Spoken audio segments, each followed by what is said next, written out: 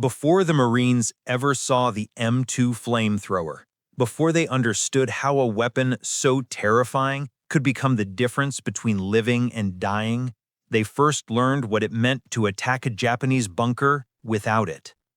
The Pacific in 1942 and early 1943 was not a battlefield built for human beings. It was a world of choking humidity, tangled vines, knee-deep mud, and an enemy that knew how to turn every inch of ground into a death trap.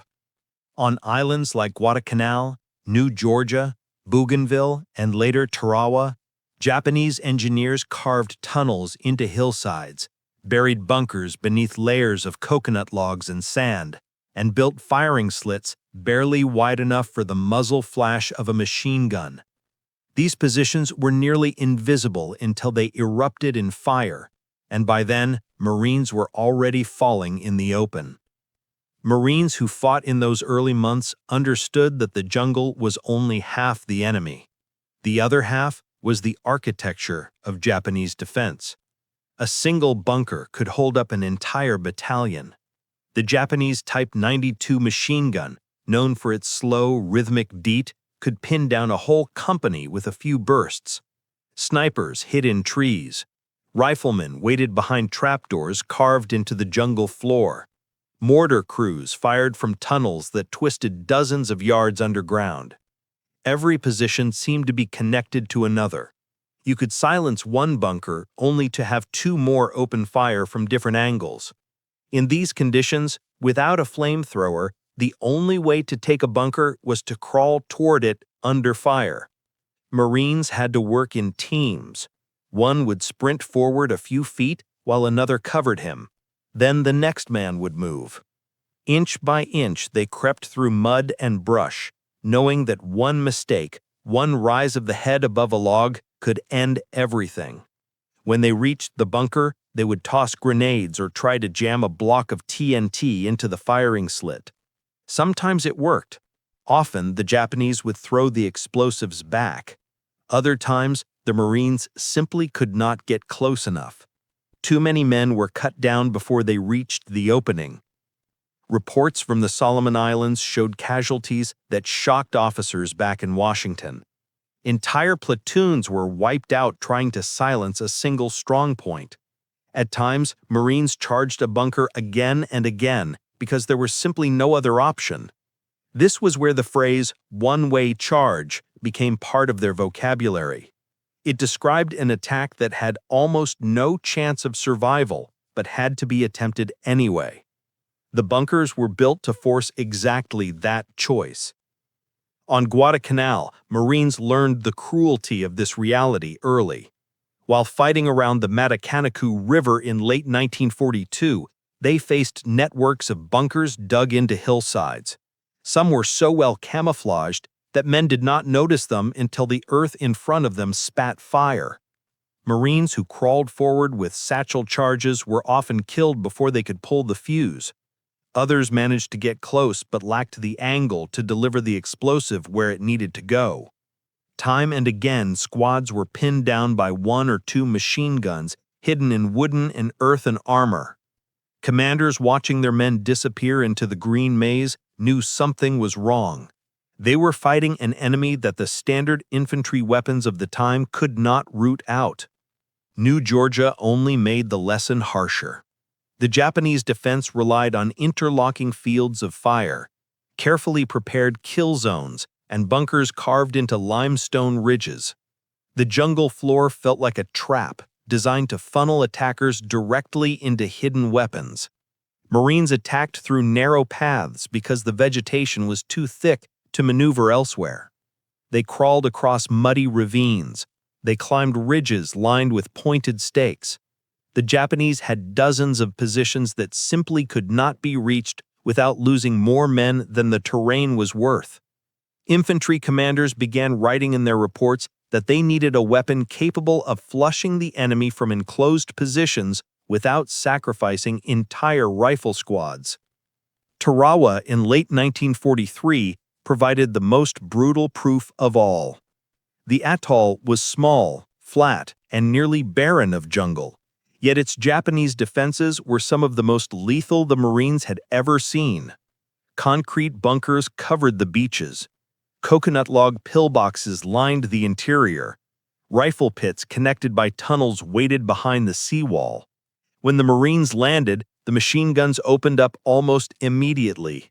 Men were cut down waist-deep in water before they reached the shore. Those who crawled to the seawall found themselves pinned from multiple sides. Some Marines crawled forward with satchel charges strapped to their chests, trying to get close enough to place them at the base of the bunker. Many did not return. One Marine later said that the only reason anyone survived at all was because they found bodies to hide behind. It was on Tarawa where commanders realized that continuing to assault bunkers without specialized weapons was unsustainable. They needed something that could reach inside enclosed defensive positions, something that could force a hidden enemy to abandon their fortifications or face the consequences. Rifles were useless. Grenades often bounced off logs. Satchel charges required suicidal bravery. The enemy refused to surrender. They fought until the last man, the last corner of the last bunker. This was not a war where the enemy broke and ran. This was a war where the only way to clear a fortification was to remove the will of the men inside to keep fighting. The Marines did not want to lose men in endless charges. They did not want to sacrifice entire squads. They wanted a way to bring the fight to the defenders without losing half their number in the attempt. Before the arrival of the M2 Flamethrower, Marines often found themselves staring at bunker openings knowing exactly what they had to do and knowing exactly what the cost would be. They could hear Japanese voices echoing from inside, could see dark slits in coconut log walls, could feel the air vibrate with the thump of machine gun fire. They knew that the next few seconds might define whether they lived or became another body on the field, and they charged anyway because there was no alternative. Part 1 ends in that moment before the change, with Marines standing at the edge of an island they barely knew, facing defenses they could not overcome, realizing that unless something new arrived soon, every advance would continue to be paid for with the lives of the men in the front ranks. The Pacific had become a graveyard of courage.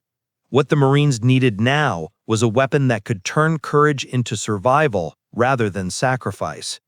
They had no idea that such a weapon was already being prepared for them. By early 1943, the United States Marine Corps faced a truth that no commander wanted to acknowledge. The rifles, grenades, and satchel charges carried by infantrymen were not enough to break the Japanese defensive systems that dominated the jungle islands of the Pacific. The enemy had mastered the art of disappearing into earth and timber. They built fortifications that refused to fall even under artillery bombardment. If the Marines were to survive the coming campaigns in the Gilberts, the Marshalls, the Marianas, and eventually the Volcano Islands, they needed a weapon capable of reaching inside spaces where standard infantry tools could not go. They needed a weapon that could force a decision upon the defenders without exposing American troops to the slaughter of close-quarters assaults. And in 1943, that weapon arrived. The M2 Flamethrower was not elegant. It was not beloved. It was not even considered a proper infantry gun. It was a device of tanks, hoses, fuel, and raw fire. An invention that looked like it belonged more to industrial labor than to the battlefield. Yet the first time the Marines saw it demonstrated, they understood instantly that the M2 was exactly the thing they had been missing. It was a tool that could make the difference between taking a bunker and losing a platoon. It was a weapon designed not for beauty or prestige, but for the brutal realities of Pacific Island warfare. The M2 consisted of 2 cylindrical fuel tanks strapped to a steel frame worn like a backpack. These tanks held a thickened fuel mixture that would later evolve into even more viscous formulas resembling early napalm. Between the tanks sat a pressure cylinder that propelled the burning mixture through a rubber hose to the nozzle. The nozzle, held by both hands, contained an ignition system capable of lighting the fuel as it left the barrel. With a pull of the trigger, a jet of flame shot forward in a loud, violent burst. The range varied depending on the mixture, but trained operators could hit targets 20 to 30 yards away. The flame clung to surfaces, it bent around corners, it crawled into openings too small for grenades, and it generated temperatures so intense that even fortified Japanese positions could not withstand it. The weapon was terrifying for the men who carried it. An operator strapped nearly 70 pounds to his back. 40 pounds were fuel. The rest were the tanks, the frame, and the ignition system. The men chosen to carry the M2 were not volunteers most of the time. They were assigned based on build, steadiness of hand, and the ability to remain calm in the worst possible circumstances. Everyone who saw the flame operators knew their job was the most dangerous in the platoon. If a flamethrower man fell, the weapon on his back became a target that the enemy desperately wanted to hit. Japanese soldiers were trained to prioritize flamethrower operators. They knew the danger this weapon posed. They aimed for the tanks first.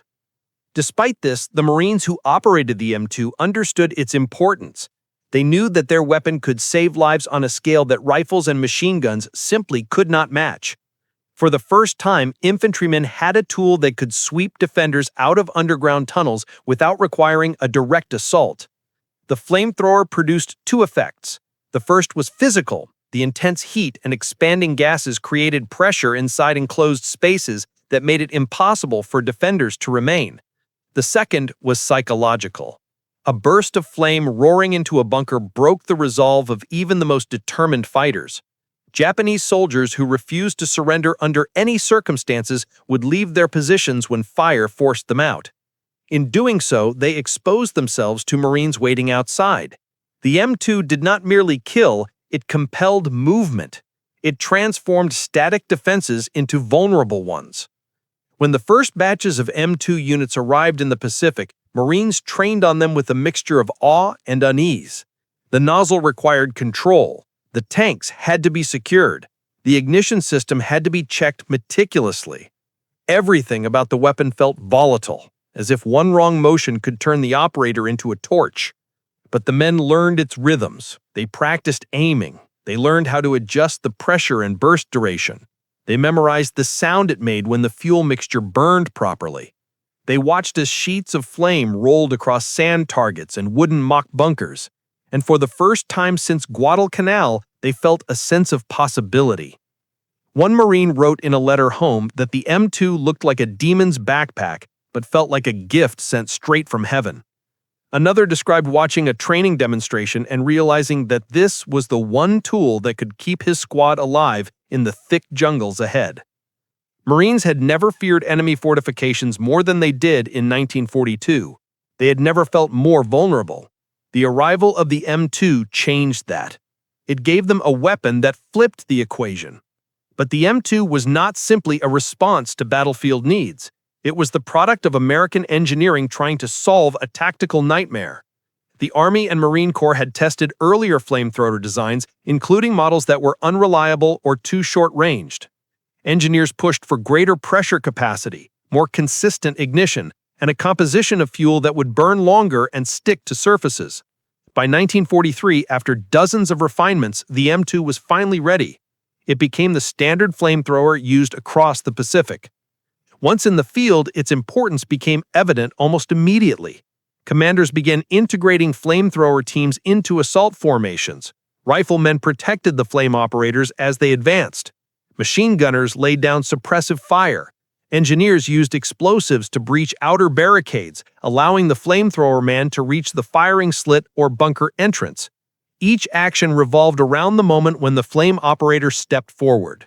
The Pacific War was about to enter its most brutal phase, with islands like Saipan, Tinian, Iwo Jima, and Okinawa waiting ahead. In those battles, the M2 would prove not only its lethality, but its ability to save thousands of Marines from suicidal assaults. But in 1943, as flame operators strapped on the heavy tanks for the first time, they had no idea how critical their role would soon become. Part 2 ends with the rising awareness among Marines that the M2 was not a weapon of cruelty, but a weapon of survival. They would need courage to use it. They would risk their lives every time they stepped forward. But with this tool on their backs, they no longer had to face the impossible odds of bunker assaults armed only with rifles and grenades. For the first time, they held a weapon that could turn the battlefield in their favor. The war ahead would test them in ways they could not yet imagine, but the M2 had given them something priceless: a chance to live. The Marines who carried the M2 flamethrower into battle lived with a truth few others understood. Every step they took placed them at the center of two competing forces. Behind them were the men whose lives depended on their success. In front of them were Japanese fortifications so deadly that no rifle squad could break them without terrible loss. Between those forces, carrying nearly 70 pounds of fuel and steel, walked the flamethrower operator. He was the man everyone looked toward when a bunker refused to fall. He was also the man most likely to die before the mission was done. Flamethrower operators did not move the way riflemen did. A rifleman could crouch and weave. A machine gunner could drop flat and vanish into cover. But a flame operator carried a metal frame that rose high above his shoulders. The tanks clanged, the hose dangled, the weight pulled against his balance with every stride. In the jungle, the equipment snagged vines and branches. On volcanic islands, the tanks scraped against rocks. Every sound felt like a beacon. Every movement felt like exposure. The men who carried the M2 were painfully aware of this. They called themselves walking targets. Despite this, they kept going, because the alternative was watching their friends die trying to do a job that only fire could accomplish. Many flamethrower operators were assigned, not volunteers, but over time, something changed. They became proud of their role, not because the weapon inspired admiration, but because it created possibility where none had existed. They were the ones who could give Marines a chance to advance without losing half a platoon. They were the ones who could turn an impregnable stronghold into a manageable objective. They carried fire because someone had to, and because they knew that without them, more Marines would fall. In training, flamethrower men learned how to move with their burdens. They practiced sliding into cover with the tanks pressed close to their backs. They trained on how to crawl without exposing the pressure cylinder. They memorized the hiss of proper ignition and the sputter that signaled a fuel blockage. But nothing prepared them for what awaited on the battlefield. The first time a flame operator walked toward a Japanese fortification, he felt the weight as something more than metal. It felt like destiny or doom. On Saipan, a young flamethrower operator named James made his way toward a coconut log bunker that had stopped two entire squads. Machine gun fire raked the ground. Snipers fired from the trees. Engineers had tried twice to get explosives close enough to the firing slit. Both attempts failed. Now James moved forward, bent low, the nozzle steady in his hands. He could feel the tanks vibrating with each heartbeat. Every burst of enemy fire made him flinch, but he kept moving, inch by inch, until he was close enough to feel the heat radiating from the bunker's firing slit. Then he pulled the trigger. The roar of the M2 drowned out the battle. A jet of flame shot forward, arcing into the opening. Within seconds, the bunker fell silent. His squad advanced. James collapsed in the sand, exhausted but alive. The men behind him told him later that his attack had saved a dozen lives. He never forgot that. On Tinian, flamethrower operators fought across fields of cane flowers taller than their heads. They could not see the bunkers until they were almost touching them. Japanese soldiers waited silently inside, holding their fire until the flame operator was close enough to kill with a single burst. One operator wrote afterward that every mission felt like walking into a mouth waiting to swallow him. Yet he went anyway. His squad depended on him. They needed his fire to push forward. The operators also learned that the M2 imposed a psychological burden as heavy as its physical weight. When they fired into a bunker, the sound and heat were overwhelming. The jet of flame hissed and roared. The ground trembled. The fuel ignited everything it touched. Even the Marines standing behind them felt the force of the blast. Some flamethrower operators spoke quietly after the war about the things they saw when the fire cleared. They carried those memories for the rest of their lives, but they also remembered the men who survived because of their actions. That balance between horror and salvation defined their role. Japanese soldiers knew the danger a flamethrower posed to their fortifications. They targeted flamethrower operators first. Some snipers waited specifically for the man carrying the tanks. Others launched sudden charges to kill the operator before he could fire. The operators understood this. They moved differently because of it. Riflemen often formed protective screens around them. Machine gunners laid suppressive fire ahead of them. Engineers cleared paths. The flame operator became the center of the assault formation. On volcanic islands like Iwo Jima, the danger increased tenfold. The Japanese garrison lived in a fortress of underground tunnels, caves, and pillboxes. Marines could hear the enemy talking beneath their feet. Rifle fire alone could not reach them. Grenades disappeared into openings, only to be tossed back out. Satchel charges sometimes succeeded, but required suicidal exposure. The flamethrower operators became the only effective tool for clearing these positions.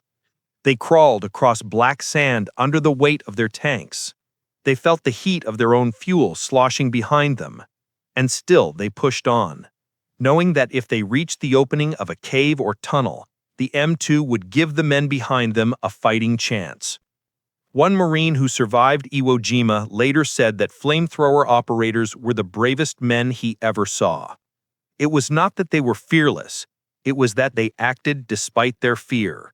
Their job demanded that they stand in the open while every enemy weapon on the battlefield pointed at them. And they did it because lives depended on them. Part 3 ends with the image of a flamethrower operator at dusk, sitting on the ground with the tank still strapped to his back, sweat and dust streaking his face, hands trembling from adrenaline. Around him, the men of his squad gather, alive because he walked forward when they could not.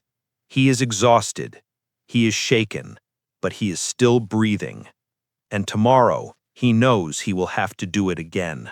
By the end of 1943, the M2 flamethrower had become more than a new piece of equipment. It had become a turning point.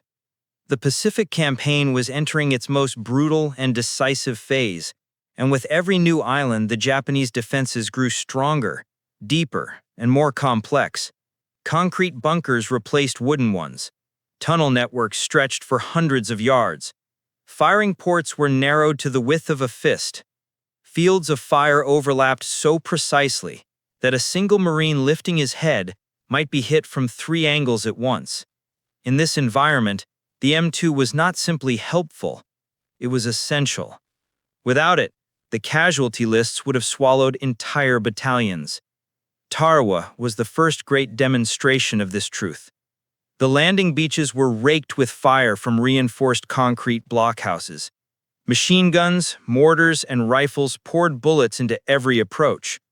Earlier assaults had shown how impossible it was to reach these positions without catastrophic losses. But once the flamethrowers were brought forward, everything changed. A single burst of flame poured into a bunker forced Japanese defenders to abandon their posts. Marines who had been trapped for hours behind the seawall suddenly found openings to advance. The M2 did not win Tarawa alone, but without it, the price would have been far greater.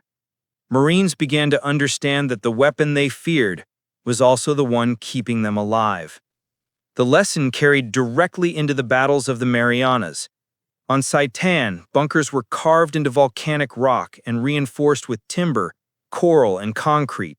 Some were connected by tunnels so deep that grenades and satchel charges barely scratched them. Rifle squads spent entire mornings pinned down by a single position that refused to break. Only when a flamethrower operator managed to reach the opening did the tide shift. Once the flame entered the dark interior, defenders who had resisted grenades and machine gun bursts were forced into the open. Riflemen waiting outside cut them down. In these moments, Marines saw the true value of the M2. It did not have to destroy a bunker to neutralize it. It only needed to make the defenders move. Tinian showed the same pattern. The island was smaller but more heavily fortified than Saipan. Japanese positions were woven into fields of sugarcane, hidden behind stone terraces, and layered into hillsides. Flamethrower teams became the centerpiece of every assault formation. Riflemen protected them. Machine gunners provided overwatch. Engineers cleared paths. Everything revolved around the moment when the flame operator stepped forward. Marines began referring to this as the break point, the instant when a seemingly impossible position suddenly became vulnerable. It was a moment created by fire. But nowhere did the M2 prove more essential than on Iwo Jima. The island was a fortress built from volcanic ash and black lava rock. Japanese defenders lived in a labyrinth of tunnels with firing ports that covered nearly every inch of the terrain. Rifle fire was almost useless. Mortars could not reach the deepest chambers. Grenades bounced off narrow openings. Even satchel charges often failed to deliver decisive results. Only flame could reach into the twisting interior of the caves. Flamethrower operators on Iwo Jima became some of the most important men on the battlefield. They crawled across sand that burned their hands. They closed distances that no one else could cross. They directed jets of fire into pillboxes that had resisted hour after hour of direct assault. Marines recorded the transformation in their after-action reports. They wrote that without flamethrowers, the advance would have stalled on the beaches. They wrote that entire companies would have been wiped out trying to clear caves manually. They wrote that the M2 made possible what no other weapon in their arsenal could achieve. One officer stated bluntly that flamethrowers were worth more to the assault than tanks on many parts of the island. The reason was simple. Tanks could not climb the steep rock inclines. Tanks could not maneuver through the narrow defiles. Tanks often became trapped in soft sand. But flamethrower operators could go anywhere a man could crawl. Okinawa pushed this even further. The Japanese positions were not just fortified, they were layered in depth across miles of ridges and escarpments. The Shuri Line was perhaps the single strongest defensive position encountered in the entire Pacific War. The Japanese fired from caves so deep that sound itself seemed to vanish inside them. The M2 became crucial in demolishing these underground strongholds. Marines noted that flame often traveled around corners, into cracks, and down shafts that light could not even penetrate. It reached defenders who believed themselves untouchable. And with every use came the same recognition. If the flamethrower had not been available, men would have been ordered to assault those positions directly. Hundreds would have died clearing each ridge. Thousands would have fallen clearing the entire island. The M2 was not simply a tool of destruction, it was a tool of preservation. It gave Marines a way to fight that did not involve throwing their bodies into machine gun fire or crawling up the throat of a cave with a block of TNT strapped to their chest. Commanders saw this clearly. They began integrating flame units into every major offensive plan. They paired flamethrowers with demolition teams. They redesigned infantry tactics to revolve around flame-based assault sequences. They created combined arms teams specifically built to attack bunkers, caves, and pillboxes. Each sequence followed a predictable rhythm. Suppressive fire pinned the defenders. Engineers blew outer barriers. The flame operator advanced. The defenders fled, were captured, or were cut down. Then riflemen and machine gunners moved forward to secure the ground. What began as an emergency solution quickly became standard doctrine.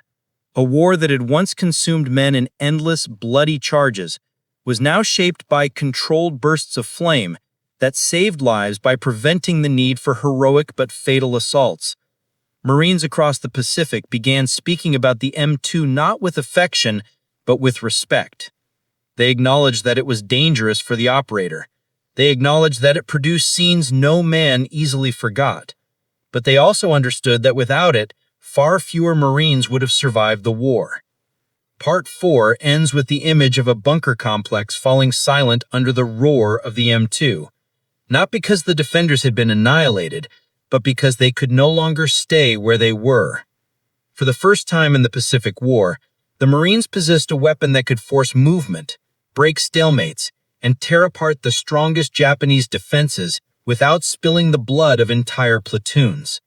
In a world where every yard of ground had once cost lives, the M2 replaced sacrifice with strategy.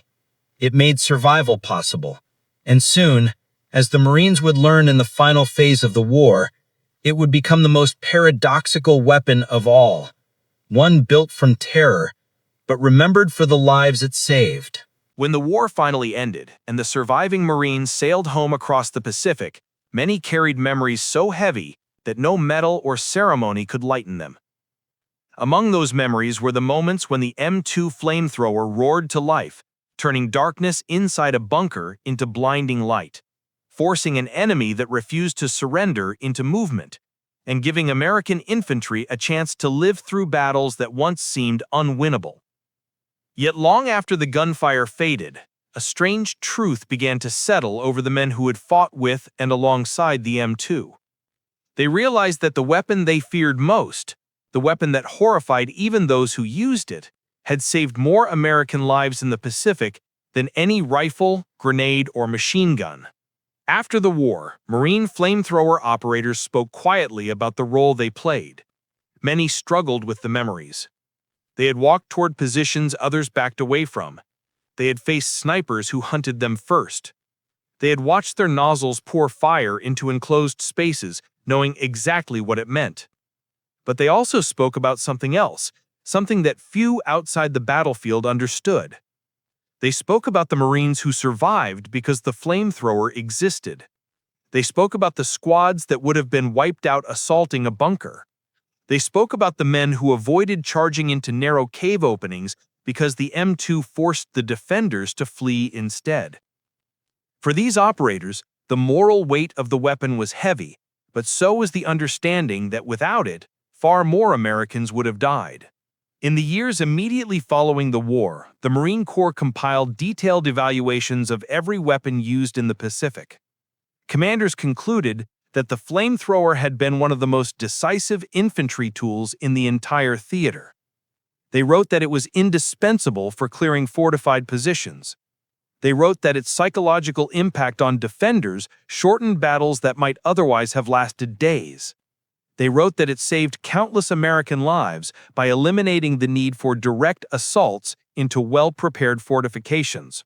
One general stated plainly that the flamethrower, despite its fearsome appearance and controversial use, had saved more Marines than any other specialized infantry weapon during the island campaigns.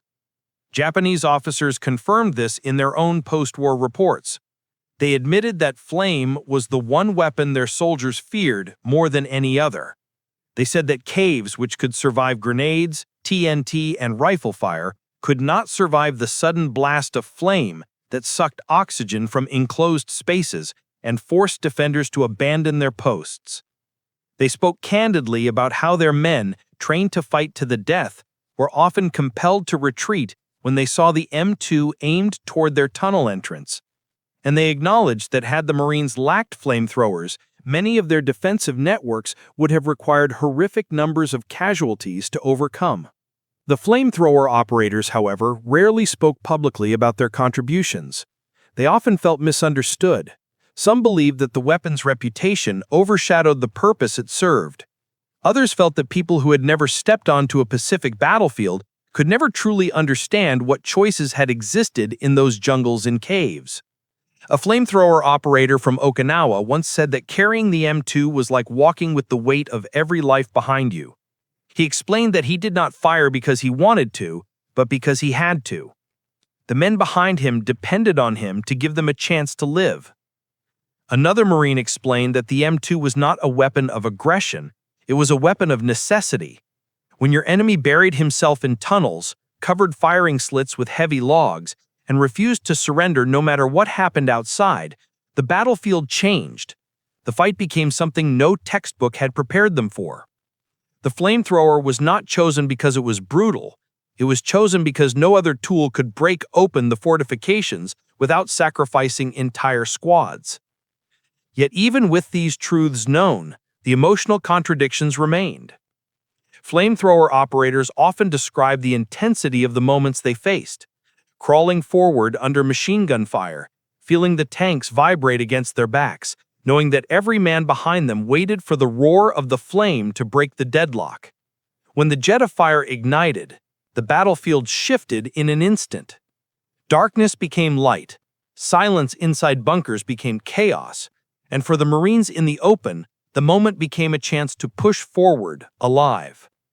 As veterans aged, many spoke to historians and interviewers with quiet honesty about their role. They said that while the flamethrower terrified them, they respected what it accomplished.